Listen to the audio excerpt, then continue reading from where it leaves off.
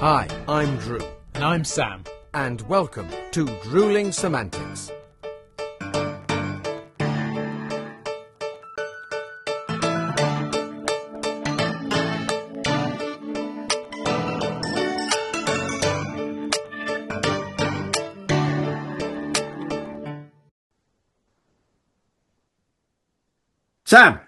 Sam, it's Drew. Can you please tell me you can see me? Number one, you don't need to tell me who you are. There's one person on this call with me, but no, I can't see. Oh no, there you are. I can see you now. Hello, mate. Oh, sorry, mate. Sorry. It's now.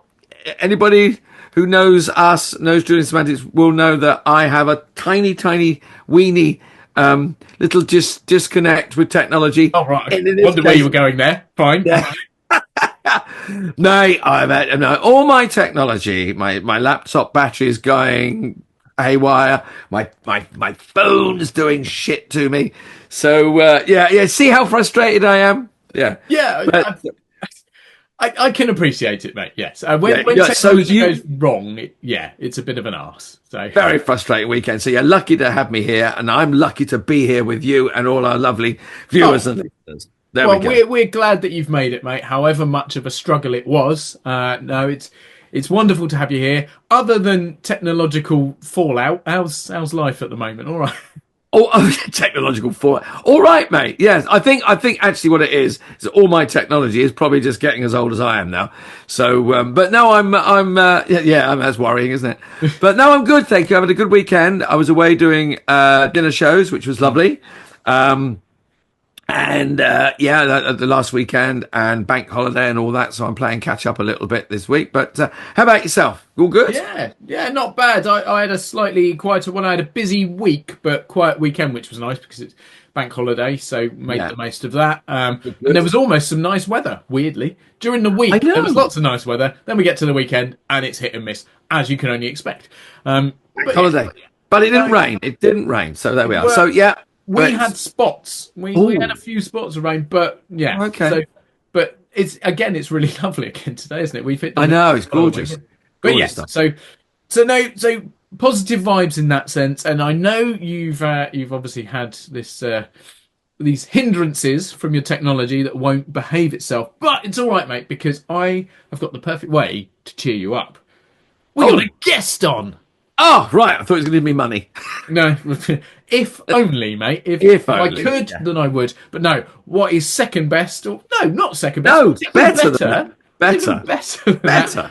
We have got a lovely guest joining us this week. Someone who we've both had the pleasure of working with. It's rarity. We haven't had someone that we've both worked with for a while, have we? So not for a while, mate. No. This particular person is absolutely delightful. Oh, yes.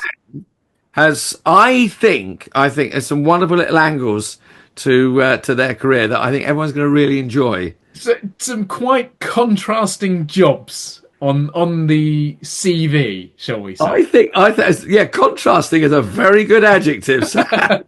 And rather than us talking all cryptically and trying to make it all sound, why don't we bring in our lovely guest to explain exactly what we are alluding to? Let's do that, Sam. Here she comes now. Ladies and gentlemen, please meet the latest Drewling Samantics guest. And we say hello and a great big welcome to the very lovely Colleen Daley, enormously talented, wonderfully beautiful. We love her very much. Both Sam and I have worked with her. And so, no pressure, Colleen. Just be good. Don't cock it up. No, we know it's a pleasure to have you here because we have to say, we work with you a lot. You are multi-talented. You have crossed many disciplines in this wonderful business that we're all part of. So, hello, Colleen, and for all the wonderful people that are about to have the joy of your company. Sam and I know you very well, but tell us a little bit about yourself. Well, hello. Thank you very much. Thanks for having me. One introduction. Oh my goodness, got to live up to that one now. So I'm Colleen Daley, and I have been an actor, singer, voiceover artist, jobbing for the past 31 years, and I have tackled some choreography in my time as well. That you don't look old enough to have been doing things for 31 years.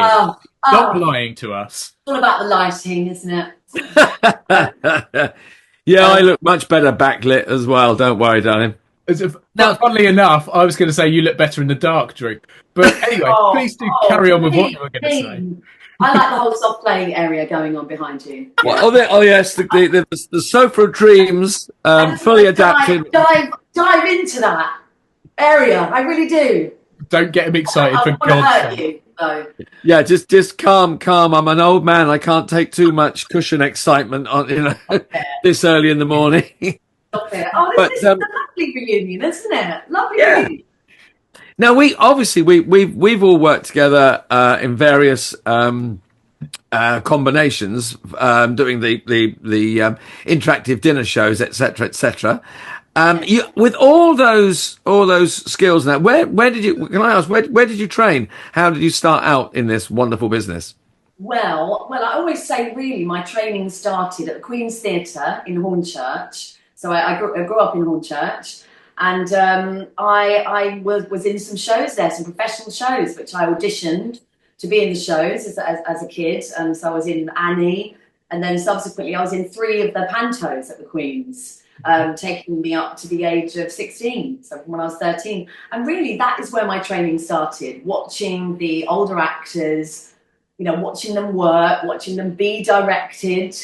And then from there, at school, I performed in productions. I really was playing Anne Frank at my school. So I went to an all-girls convent school, and we had an absolutely amazing, creative, innovative teacher, Debbie Yates, who's sadly no longer with us. But she put on the most amazing summer productions. Godspell, Lark Rise to Candleford, Taming the Shrew. And I auditioned to be in the summer production and landed the role of Anne Frank, which was amazing. So it was me, little Colleen, and sixth formers playing, Otto Frank and the Van Duns. And so it was amazing for me because I had seen some of those girls perform in Godspell the year before. So they were my idols. Those girls were my idols. I thought they were amazing. And I was ready to learn from them. And she created this amazing annex on our school hall stage, that had a rostrum area as well, for, the Van Duns, and Peter's bedroom as well was all set up. And and it was amazing. And even now, which is really funny, and I've been lucky enough to be in some brilliant theatre shows, but some of my aunties who are still with us, will still say, "Oh yeah, it was really good." "Oh, but Anne Frank, when you played Anne Frank, and I'm like, I was 13. Yeah, but more about this show. What was I like in this show? It had a massive impact on me, and I think on people that saw it because of Debbie's brilliant production that she put on. And then from there, I carried on being in school productions and playing the White Rabbit and Katharina in Taming the Shrew in my final year when I was in, upper six doing my A-levels at school. And from there, I went on to East 15 Acting School, where I trained for 3 years. Wow. And which was brilliant. And I still draw upon experiences at East 15 now, because we were thrown in at the deep end there. And that's where I met Taran Arkle, who, when I was 18... had Taran on... last season, was it, Drew, he was on? I think it was, yes, yeah. So, another fabulously talented guy. So. Yeah, very talented. Always an honour to work with him, as well as yourselves, of course. Thank you. East 15 really, it was a bit different, I think, because I heard about what other drama schools were doing. It's sort of known for its method way of teaching, and I think I was playing a whore actually in my first year at drama school. As you do. As you do. And of course I'd just come out of convent school, 18. I was quite pure. And then my drama teacher said, "Right, you've got to get out to Soho and get down the back streets and watch the girls who are hanging out the shops." And basically she sent me there. She paired us up. And, I was paired up with someone who was a lot more streetwise than me, lovely Sally. And that's what we did. And then we went to King's Cross as well. And we were sitting, basically spying on them. but you know, watching them, looking at their body language and how they would dress, how they behave, so we could, you know, have a more authentic. I could have a more authentic performance anyway, more grittier performance, you know. And that's quite funny actually, because we asked a couple of the sort of recycling guys who were around, who we'd seen talking to them, and we went to sort of ask them some questions about the girls and everything. And then we said, oh, we're going to be sitting in the cafe over there, but we're going to be watching them as well. And then later he came in and said, listen, the girls have been asking questions about you. They want to know if you're undercover detectives. And I thought that was so exciting at the time. I was 18. I was like, oh my God, really? He thought we were detectives. Oh my God. I thought that was just brilliant. I was so happy that they thought that. But the other thing is, that I was at East 15, in the first term, there was a big notice board, and there was a small art school next to our drama school, and there was an advertisement saying, we need models, we need artist models for our Wednesday evening group, and 2 hours, £10 fully clothed, £12 unclothed. Yeah. I mean, this is 1990, yeah. And of course, we're all skint students and thing, and some people going, oh yeah, I'm going to do it. And I was going, well, not with your clothes off though, not doing it with your clothes off, are you? And then a couple of them were like, yeah, of course, yeah. But, oh, I'm not doing that, no way. So I did go along, to get my tenner for 2 hours, and I did do it fully clothed. And but by the time we got to the third year, we'd lost all our inhibitions, and we were fighting over the nudie one. Yeah. Or, no, you did it last week. It's my turn to do it this week.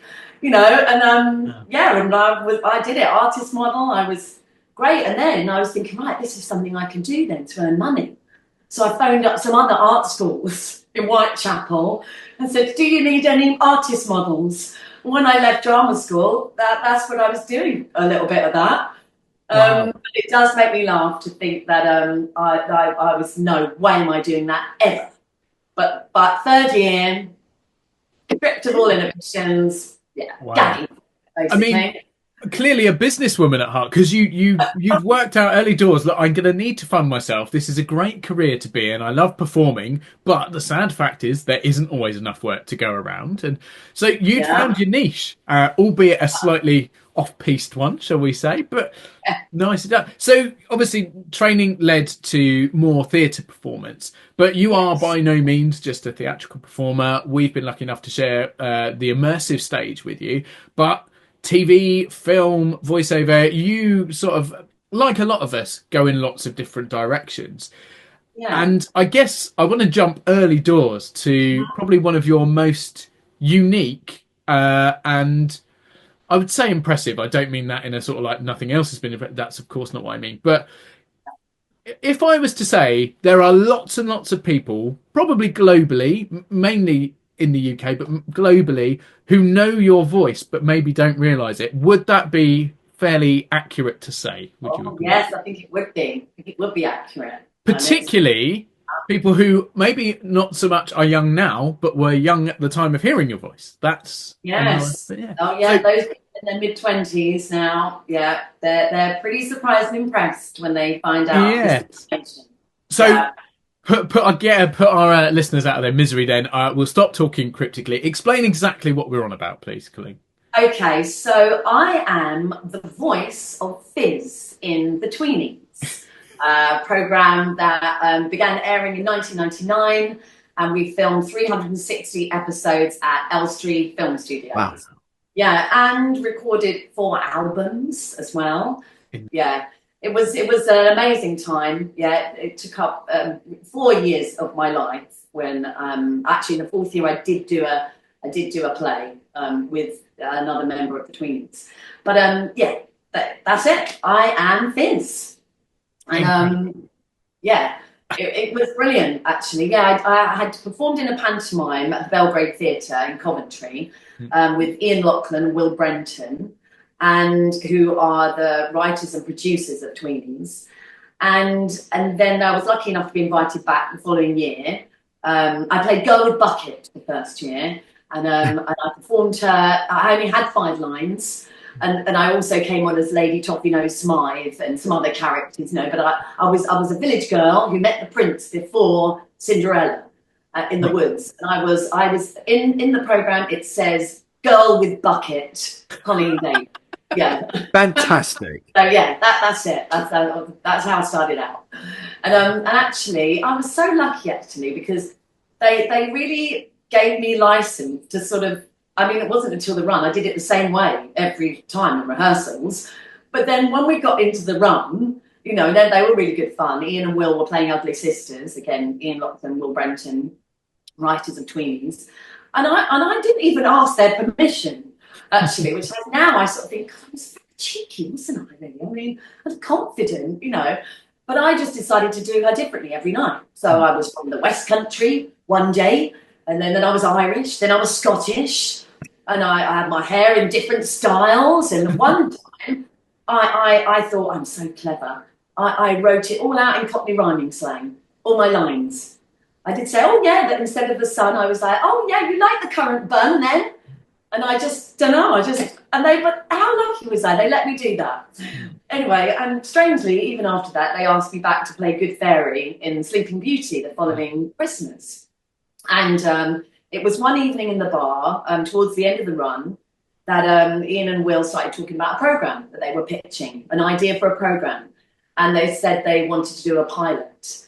And they said, you do voices, Colleen, don't you? Do you want to try out one of the voices? I didn't really know what it all meant. I just knew that this sounds like a job opportunity.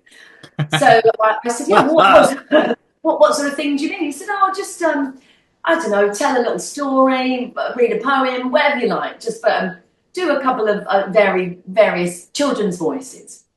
So I thought, okay, well, how am I going to do this? I didn't have a phone that recorded. I think I had a massive Nokia at the time. And then I asked the sound guy, Steve, for the panto, I've got to do this voiceover thing. Can I record it tonight at after the show? And he was like, oh yeah, well yeah, I mean after I've had a drink, and a relax. So about 11:30, I went up to the sound desk at the back and the top of the theatre, climbed over various bits of drum kit, loads of leads and all sorts. And I had written out, a funny little story. It's a true story. My brother and I just, I told this little story and I did a few other little voices. And then, to cut a long story short, they liked the voices. And Bob Golding was also on the pantomime, who's doing very well, has been playing Eric Morecambe. He's in New York at the moment with The Last Laugh. And Justin Fletcher, who is Mr. Tumble. A very successful career in CBBS. So the three of us were all asked, and the three of us were all chosen to do the pilot. And then after that, it was all kind of, the cogs were in motion. And then I was told, yeah, you're in. And I didn't really know what to tell everybody. I said, well, I'm going to be doing this programme. I don't really know what it is, really. I'm doing a voice. What are we going to see you on telly? Yeah. Well, no. Because I don't think because apparently there's some puppets in it. And I don't think, I'm not in the puppet. I don't think I'm in the puppet. Am I in the puppet? Maybe I should find out. But anyway, it was all really exciting, but none of us really knew what is it, this programme? And then, of course, then it all started in January 99. We were in pre-production and we were trained because the heads of the Tweenies are animatronic. They're animatronic heads. And the team, Neil Scanlon, who is responsible for the success of Babe and 102 Dalmatians, they constructed the Tweenie heads. And then we were trained to operate them with a console that operated our character's eyes and mouth. So that was a whole other part of it. And of course, there were the very talented the actors who were in the body of the Tweenies. So it was very collaborative. We worked together with our partner, the actor who was in the body of Fierce Jenny, Jenny Hutchinson.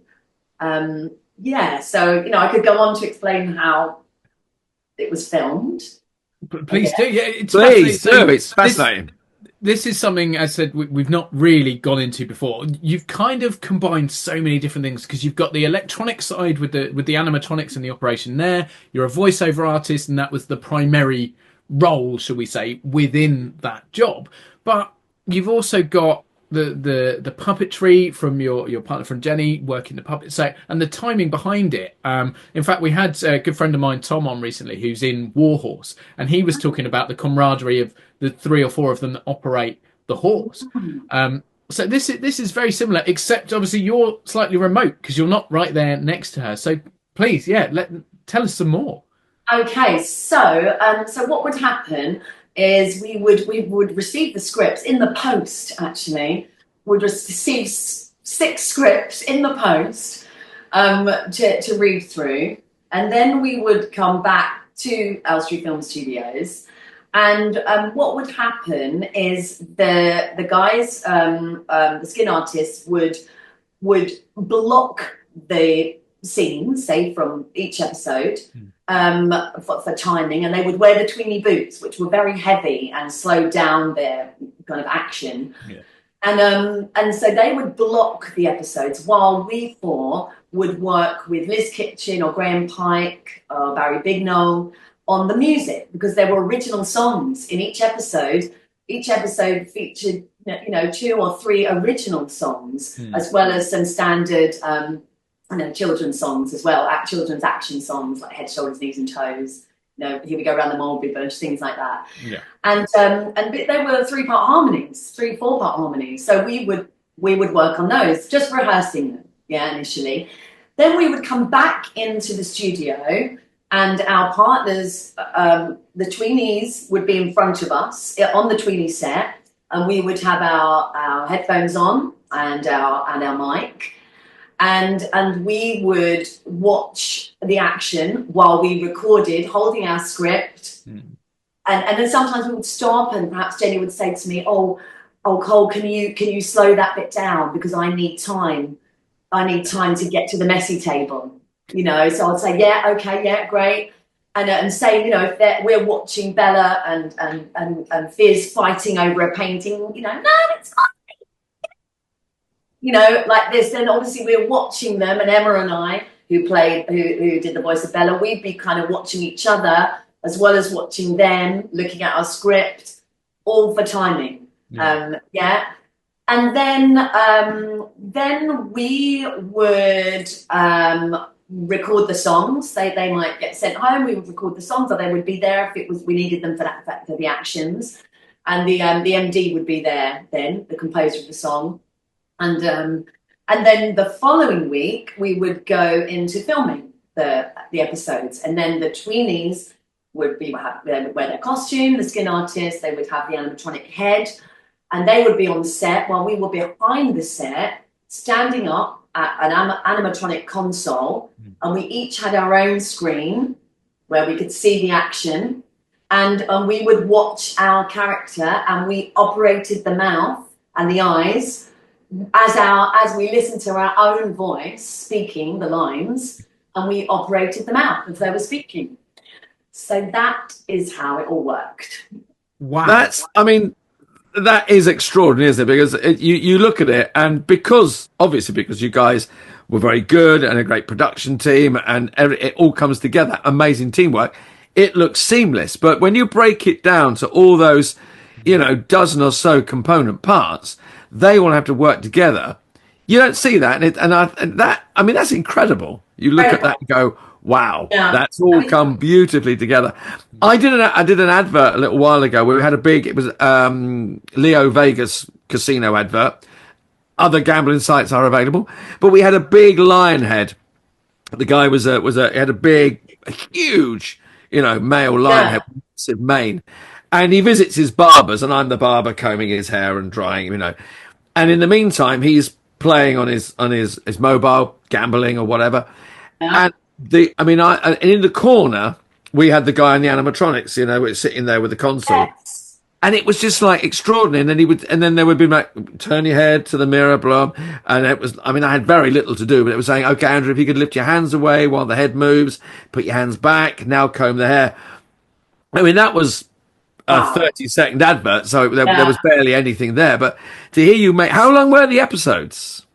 Oh, so they were 18 minutes long, I think. Yeah, So you imagine that's 40 Yeah. odd times longer than the 30 seconds we recorded. So that's an extraordinary amount of work. Yeah. What amazing skill. If you see some of those very early episodes, you'll see Jenny on set, while the program's going on, just sort of going like this, and she meant, open my mouth, Colleen, open my mouth. Because they saw through the mouth, that's where they saw. The eyes were up. Oh, I see. That's where they saw. And so if she's going, if Tweety's, and she had to go, and I'm clamped the mouth shut, she's not going to be able to see where she's going, she's gonna bang into the slide, and or people would go, oh, open Jenny's mouth, and go, oh, open the mouth so she can see where she's going. That all of that was all sort of a bit of a learning curve for us as well. But we sort of called it the freak show back here, because obviously, because you're operating, we were so animated, and the others all used to take Mickey out of us, all the dressers, and say, you guys look so weird back here, because we're being animated while we're operating our character. But yeah, we were on top of the pops. Tweenies were on top of the pops, Wow. twice. Yeah, just after Janet Jackson, the Tweenies were introduced. The Tweenies. Yeah, and of course, so we were there as well. They, those guys, they had the limelight. They were on stage, top of the pops, and we were behind the audience, the standing audience, with our tripods, okay, operating, our characters, and every now and again, audience members would be kind of, "What are you doing, mate?" And we were saying, "It's funny, isn't it? They don't know who we are. The audience don't know that we're the voices. They don't know what we're doing back here." How lovely that actually you were the operators as well, because it could have been very easy for them to go, we're going to get voiceover artists in to record the voices, and then we will get puppeteers and mechanical operators to do the other bit. But the fact that they got you to do that, and I guess that's a far more efficient way, because your timing of speech, and perhaps your own expression when you're saying certain things, which then embodies how you're saying things. So perhaps that cuts out a middleman, so to speak, but also gave you this incredible opportunity to do something that very few actors will ever have the experience of doing. Lots of us will do voiceover, but not many will do what you would do. So what a unique experience. And as you say, for very busy years of your life doing that. Did you get to do any touring with them as well? Because obviously once you've performed songs and kids are so renowned for those songs, then it then goes off around the world. So what involvement did you have in that respect? Well, so there were the live shows, as they were called. So the Tweenies did go to Australia. We didn't go. We just pre-recorded a big show that went to Australia. Yeah. And also it did the Tweenies tour did a #1 tour. And it really opened up work for a lot of other young actors as well, because they auditioned, and then, new actors, because there were the television Tweenies, of course, and then there were the theatre Tweenies as well. And that was, quite laborious as well, because we had to do, hello, we said, hello. And then we had to do Manchester, Belfast, Liverpool. Yeah. We did to do every city in the UK, basically.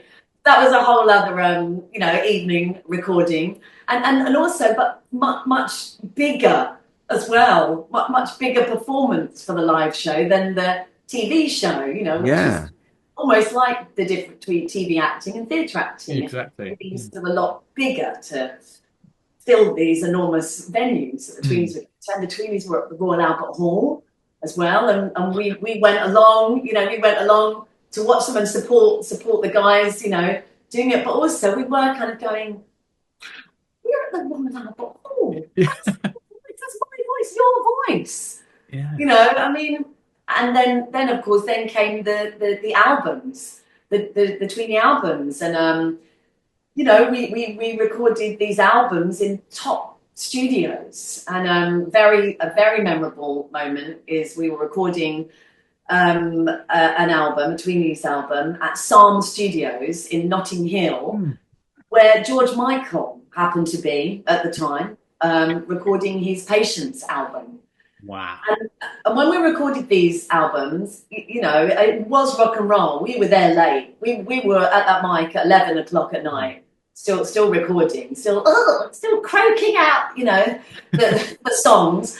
And we went into the canteen at Psalm, and you know, Bob, I remember Bob going, "Carl, George, look, I'm there."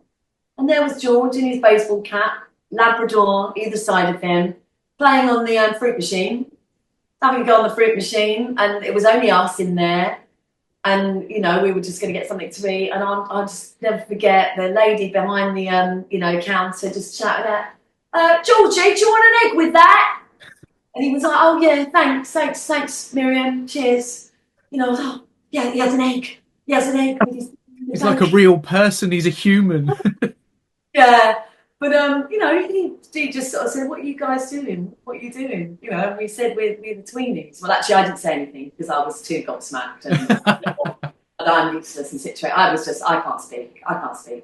So I left it to Bob and Justin and just said, "Yeah, we're the Tweenies. We're doing an album." And he was very softly spoken, lovely guy. He was, "Oh, just good luck with it. No, good luck with it, guys." And Wow. You mentioned then something there, Colleen. I mean, you work long hours. And to keep that voice fresh when you are working, you know, long hours and not forcing a vocal, you know, performance, but, you know, giving a vocal performance like that. I mean, you had to watch your fitness and everything, didn't you? I mean, if one of you was ill, that screws up a whole day's, you know, recording. Yeah, you know, and it did happen, you know, because colds go round and people did. And they would basically have to change the whole recording schedule because obviously you're in most scenes. Yeah. That was a scene with Milo and Jake, and they would record those scenes. And yeah, you know, I mean, you know, it did happen now and again, but not often. And yeah, we did have to watch our partying, and you know, bear in mind we were in our 20s and we had money. Yes. We're earning good money.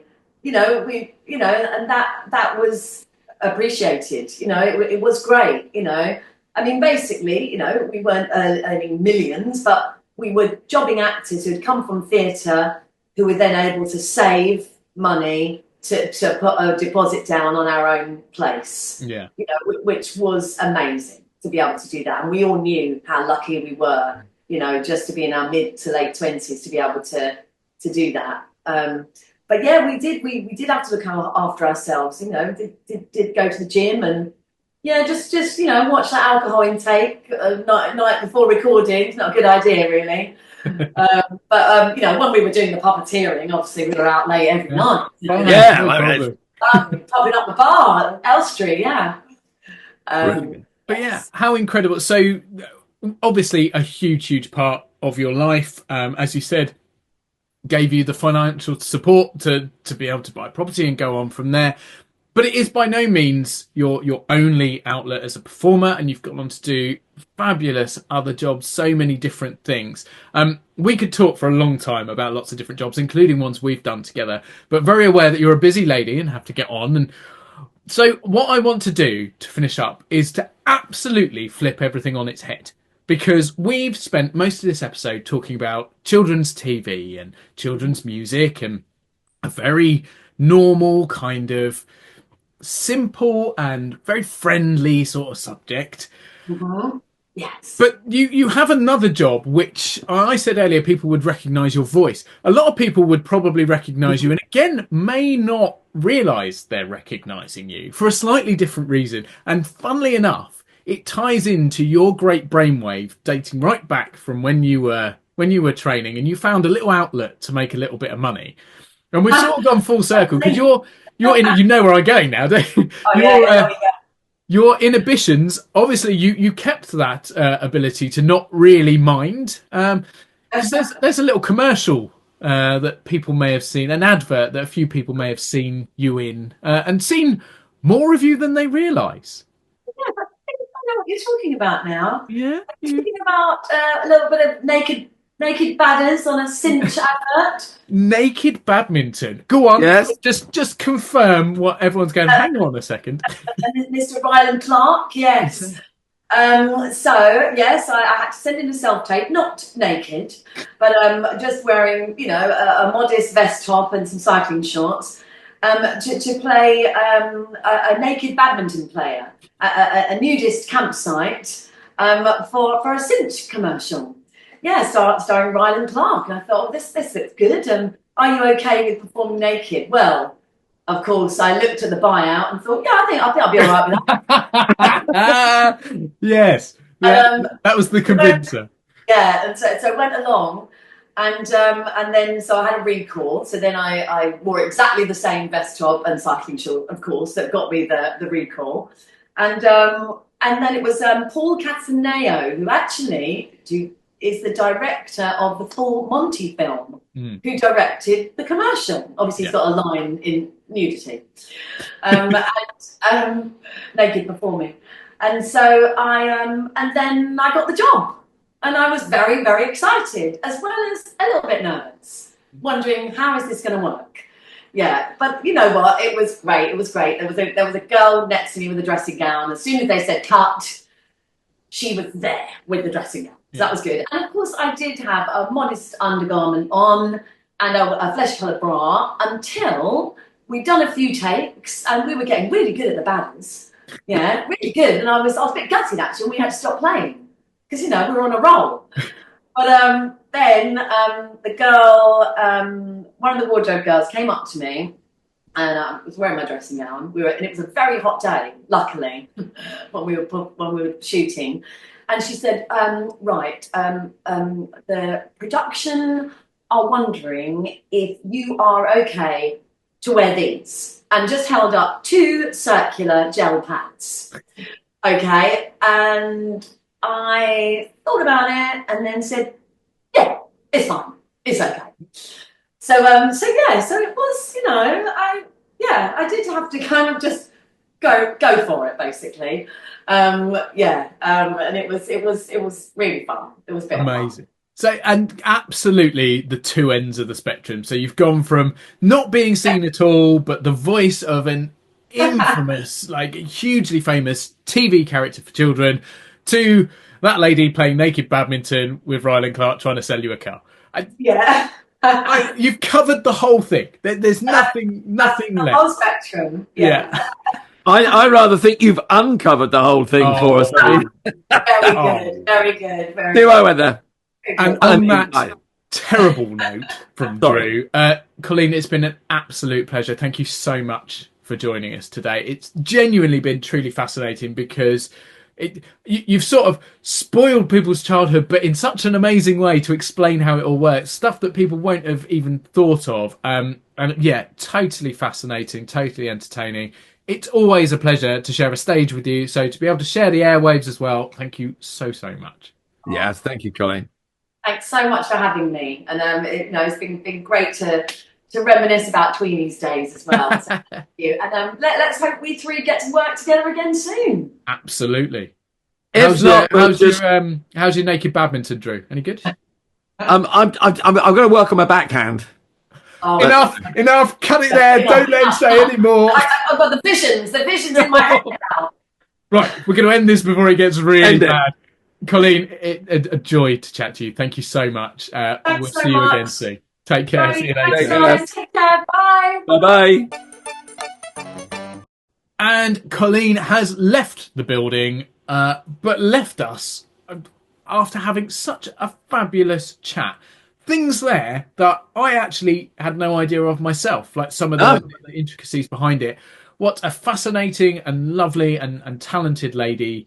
A pleasure, as I said, to work with her, as we've both had the joy of doing, but equally a pleasure to entertain her on our silly little podcast to hear all about how she's got to where she is and what she's done along the way. Brilliant. I mean, there was things things I know about Colleen, but things there I didn't know at all, and particularly how intricate her work has been and how fascinating. Like you say, Sam, things I didn't know there that were yeah, great chat with Colleen. Great stuff. Fantastic. What an experience, or what experiences she's had as well, working with some incredible people, meeting some incredible people, and being the voice behind a character that was worshipped and known worldwide. Like, incredible. Yeah. So, yeah, brilliant. Really enjoyed having a good old catch up with Colleen. And as she said, hopefully we'll all get to work together again soon.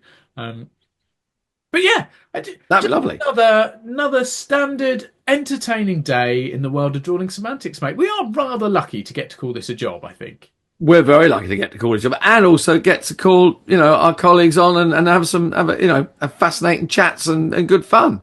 I mean, we are lucky. Yes. But it has to be said, next week will not be like this week. There is no fascinating guest, no entertaining visitor. It's just an old bloke and his lanky mate, really, isn't it? Yeah. But hopefully by then, the old git will have some new technology he can boast about. Well, yeah, that'll be an entertaining one, and either that or a nervous breakdown. We might find an entertaining industry subject to have a bit of a natter about as well. I think so, mate. I think so, definitely. Perfect. Well, in which case then, I shall see you then, mate, and everyone at home or on the road or wherever you happen to be listening to us, please do come back next week. We promise we'll try and be a tenth as entertaining as Colleen, and that should be enough to get you back anyway. That should be. Easily. Have a good one, mate. See you later, everyone else. And you, Sam. Take care, everyone. Bye.